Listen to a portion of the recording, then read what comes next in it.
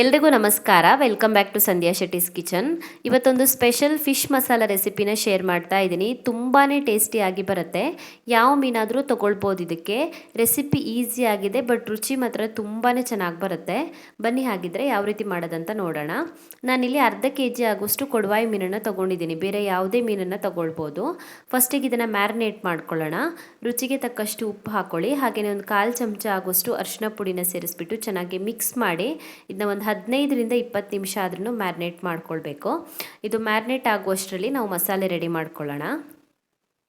ಫಸ್ಟಿಗೆ ಈರುಳ್ಳಿನ ಫ್ರೈ ಮಾಡ್ಕೊಳ್ಬೇಕು. ಒಂದು ಫ್ರೈಯಿಂಗ್ ಪ್ಯಾನ್ನ ಕಾಯಿಸ್ಬಿಟ್ಟು ಅದಕ್ಕೊಂದು 4-5 ಚಮಚ ಆಗುವಷ್ಟು ಎಣ್ಣೆ ಸೇರಿಸ್ಕೊಳ್ಳಿ. ಎಣ್ಣೆ ಕಾದ ನಂತರ 2 ಮೀಡಿಯಮ್ ಸೈಜ್ನ ಈರುಳ್ಳಿನ ಹಾಕ್ಕೊಳ್ತಾ ಇದ್ದೀನಿ. ಇದಕ್ಕೆ ಈರುಳ್ಳಿನ ತೆಳುವಾಗಿ ಸ್ಲೈಸ್ ಮಾಡ್ಕೊಳ್ಬೇಕು, ತೆಳುವಾಗಿ ಕಟ್ ಮಾಡ್ಕೊಳ್ಬೇಕು. 2 ಈರುಳ್ಳಿನ ಸೇರಿಸ್ಬಿಟ್ಟು ಈರುಳ್ಳಿ ಕಂದು ಬಣ್ಣಕ್ಕೆ ಬರಬೇಕು, ಅಲ್ಲಿವರೆಗೂ ಫ್ರೈ ಮಾಡ್ಕೊಳ್ಬೇಕು. ನೋಡಿ, ಇಷ್ಟು ಫ್ರೈ ಆದರೆ ಸಾಕು. ಇದು ಚೆನ್ನಾಗಿ ಫ್ರೈ ಆಗಿದೆ. ರಿಮೂವ್ ಮಾಡಿ ಇಟ್ಕೊಳ್ತಾ ಇದ್ದೀನಿ ಎಣ್ಣೆಯಿಂದ. ಈ ರೀತಿ ಕಂದು ಬಣ್ಣಕ್ಕೆ ಬರಬೇಕು, ಡ್ರೈ ಆಗಬೇಕು ಈರುಳ್ಳಿ ಪೂರ್ತಿಯಾಗಿ. ಸೊ ಹುರ್ಕೊಂಡಿರುವಂಥ ಈರುಳ್ಳಿ ತಣ್ಣದಾದ ನಂತರ ಅದನ್ನ ಮಿಕ್ಸಿ ಜಾರಿಗೆ ಸೇರಿಸ್ಕೊಳ್ತಾ ಇದ್ದೀನಿ ರುಬ್ಕೊಳ್ಳೋದಕ್ಕೆ.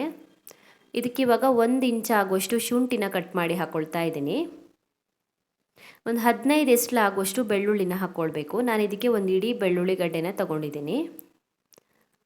3ರಿಂದ 4 ಹಸಿಮೆಣಸಿನ್ಕಾಯಿನ ಸೇರಿಸ್ಕೊಂಡು ಸ್ವಲ್ಪ ನೀರು ಹಾಕಿಬಿಟ್ಟು ಇದನ್ನು ಇವಾಗ ನೈಸಾಗಿ ರುಬ್ಬಿ ಪೇಸ್ಟ್ ಮಾಡ್ಕೊಳ್ಬೇಕು.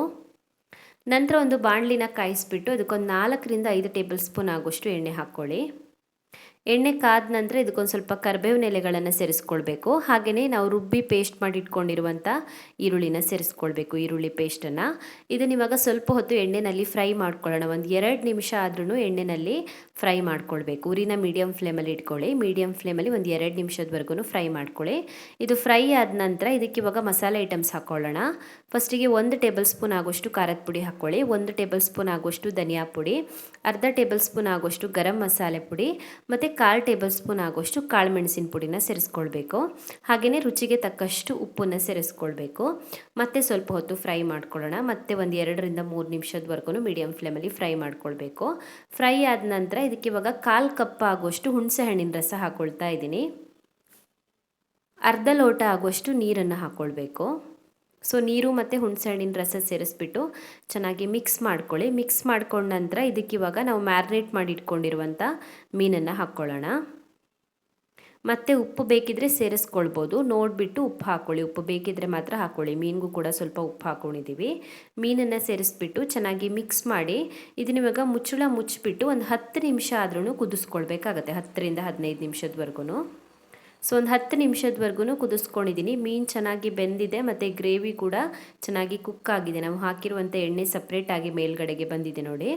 ಕೊನೆಯಲ್ಲಿ ಇದಕ್ಕೆ ಸ್ವಲ್ಪ ಕೊತ್ತಂಬರಿ ಸೊಪ್ಪನ್ನು ಸೇರಿಸ್ಕೊಂಡ್ರೆ ಸಾಕು. ತುಂಬಾ ಟೇಸ್ಟಿ ಆಗಿರುವಂಥ ಸ್ಪೆಷಲ್ ಫಿಶ್ ಮಸಾಲ ರೆಡಿ ಆಗುತ್ತೆ. ಇದಕ್ಕೆ ಯಾವ ಮೀನು ಬೇಕಾದರೂ ಬಳಸ್ಬೋದು. ಯಾವ ಮೀನಿಂದ ಮಾಡಿದ್ರೂ ಕೂಡ ರುಚಿಯಾಗಿ ಬರುತ್ತೆ. ರೆಸಿಪಿನೂ ಈಸಿ ಆಗಿದೆ ಮತ್ತು ಟೇಸ್ಟ್ ಕೂಡ ಚೆನ್ನಾಗಿ ಬರುತ್ತೆ. ನೀವು ಒಂದ್ಸಲ ಮಿಸ್ ಮಾಡದೆ ಟ್ರೈ ಮಾಡಿ ಈ ರೆಸಿಪಿನ. ಖಂಡಿತ ಎಲ್ಲರಿಗೂ ಇಷ್ಟ ಆಗುತ್ತೆ. ಚಪಾತಿಗೂ ಚೆನ್ನಾಗಿರುತ್ತೆ, ಹಾಗೆಯೇ ಅನ್ನಕ್ಕೂ ಚೆನ್ನಾಗಿರುತ್ತೆ. ಸೊ ನಿಮಗೆ ಈ ರೆಸಿಪಿ ಇಷ್ಟ ಆಗಿದ್ದರೆ ವಿಡಿಯೋಗೊಂದು ಲೈಕ್ ಕೊಡಿ. ಹಾಗೆಯೇ ಕಮೆಂಟಲ್ಲಿ ತಿಳಿಸಿ ಹೇಗಿದೆ ಅಂತ.